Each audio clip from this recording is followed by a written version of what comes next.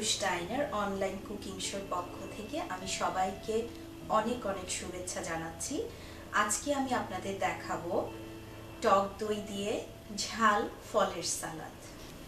এটা ঝাল টক দইয়ের ফলের সালাদ, কিন্তু আপনারা যদি চান, অনেকেই আছেন ঝালটা কম পছন্দ করেন, সেই ক্ষেত্রে আপনারা ঝালের পরিমাপটা আমি যা দেখাচ্ছি সেটা কম করে দিয়েও করতে পারেন।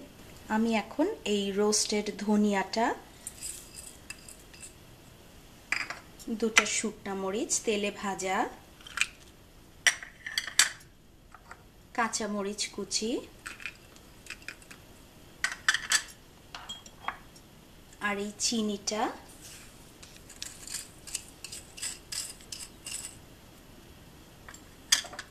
আর এখানে লবণটা দিয়ে একসাথে ভালো করে এটা পিষে নেব।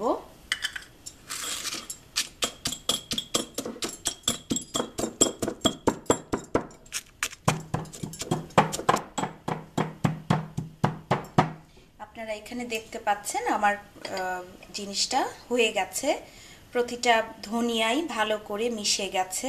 এই ক্ষেত্রে আপনারা যখন এটা গুঁড়ো করবেন তখন অবশ্যই ধনিয়াটা, রোস্টেড ধনিয়া যেটা, সেটা অবশ্যই ভালো করে সব স্পাইসের সাথে মিশে যেতে হবে।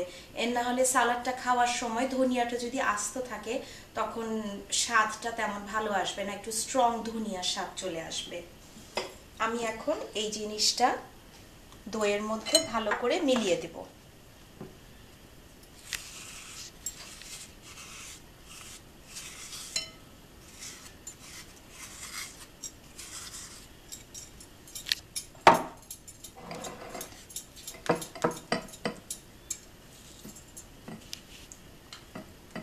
আর এখন আমি এখানে লাল মরিচের গুঁড়াটাও দিয়ে দিচ্ছি।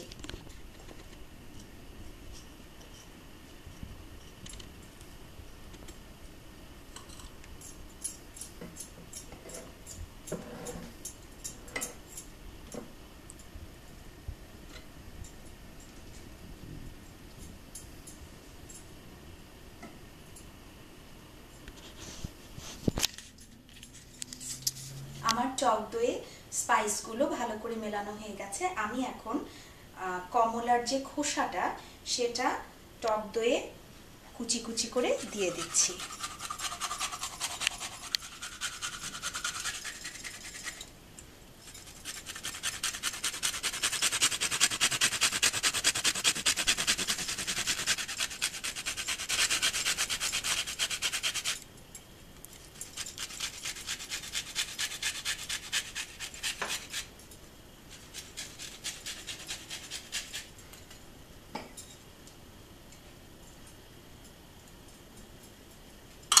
এখন এটাকে আমি আবার ভালো করে মেলাবো।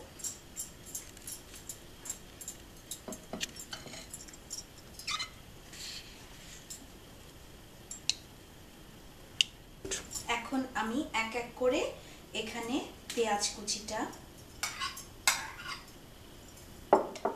দিয়ে দিলাম, সবুজ আপেলের কুচিটা,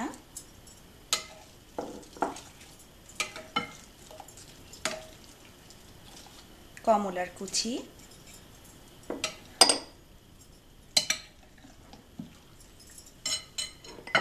আর এখানে আঙুরের কুচিটা আমি দিয়ে দিচ্ছি। দিয়ে ভালো করে আমি এটা এখন আস্তে আস্তে করে মিলিয়ে নিচ্ছি।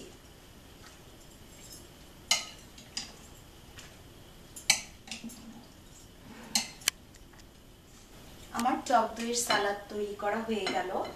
টক দইয়ের সালাদ করতে গেলে একটা জিনিস আপনারা অবশ্যই মনে রাখবেন, বাইরে থাকেন সেই ক্ষেত্রে টক দইটা জমাট বাঁধাই থাকে, কিন্তু যারা সাধারণত গরম দেশে থাকেন, গ্রীষ্মপ্রধান দেশে, সেইখানে টক দই থেকে খুব তাড়াতাড়ি পানিটা উঠে যায়।